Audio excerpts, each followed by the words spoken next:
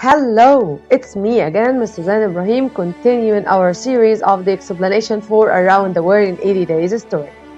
As usual, our agenda is a quick review on the last chapter, then identifying the new vocab, after that summarizing the chapter. Of course, we are going to have some questions and we will highlight the story elements, and lastly, we will wrap up the main point that we had. Who's ready for fun? Yes, let's start. Today we will explain chapter 15. Its title is The Henrietta. What do you think this title refers to? A name of someone or something? Maybe. You will get the answer during watching this video. But before getting deeper into the plot, let me remind you of what happened on chapter 14. Mr. Fogg rescued Passepartout, but that made them 20 hours behind the time. He and his companions traveled to Omaha on a sledge after Fix found Mudge, who offered his services, then by a train to New York. But they found out that China had left to Liverpool. Do you think that Mr. Fogg is going to give up his bet after all these bad things? Continue watching to know. Now with the new vocab. 1. Growling. Growling means to say something in a harsh voice. 2. Voyage. Voyage means a long journey involving travel by sea. Explode. Explode means to burst or shatter noisily. Hull. Hull means the main body of a ship.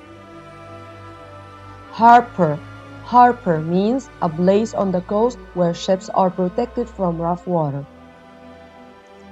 Here we will start over again with a summary. The China seemed to have carried off Fogg's last hope, while Passepartout was crushed by sadness and guilt. Then Mr. Fogg and his companions took a carriage to St. Nicholas Hotel. Mr. Fogg left the hotel alone after giving Passepartout some instructions. Then he found a trading ship, climbed on board of the ship, and asked for the captain. The ship was called the Henrietta.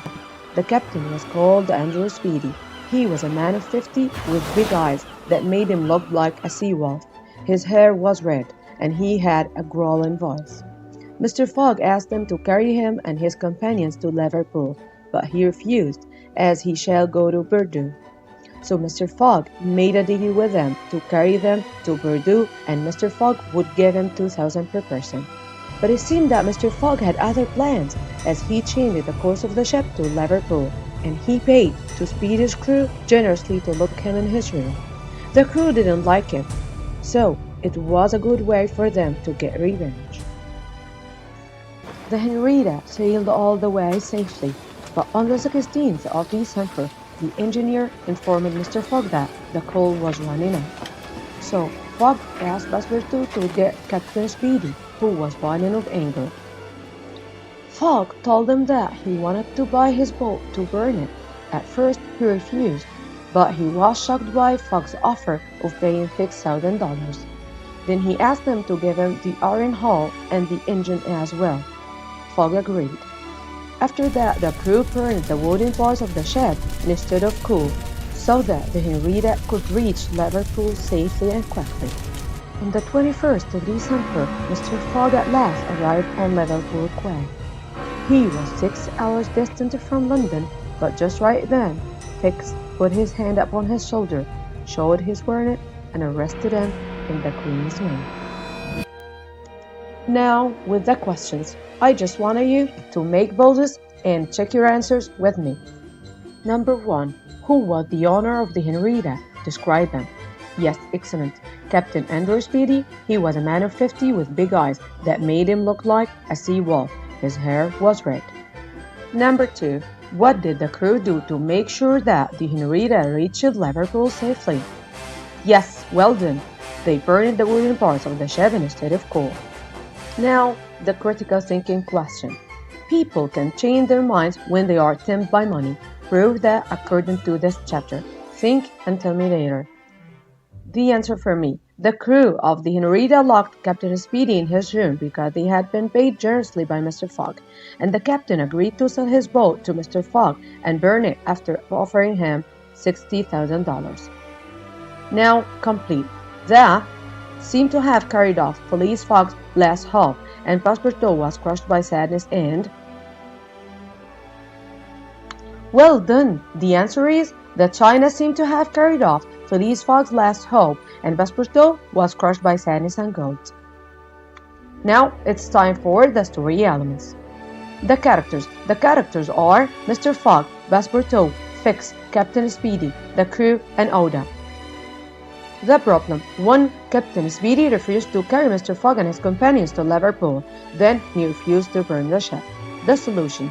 Mr. Fogg had a deal with Captain Speedy to carry him and his companions to Bordeaux, as Fogg would pay him $2,000 per person. Then Mr. Fogg changed the course of the ship.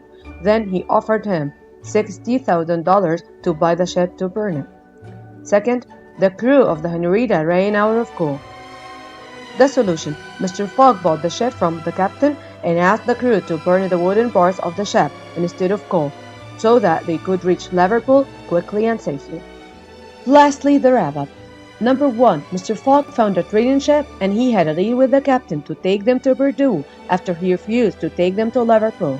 2. Mr. Fogg changed the course of the ship, what made them ran out of coal. Mr. Fogg had another agreement with Speedy to burn the ship instead of coal and give him $60,000, the iron hull, and the engine of the ship. 3. Mr. Fogg and his companions reached Liverpool safely, but just then Fix arrested him in the Queen's name. Presented to you by Mr. Zain Ibrahim. Thanks for watching. See you next time.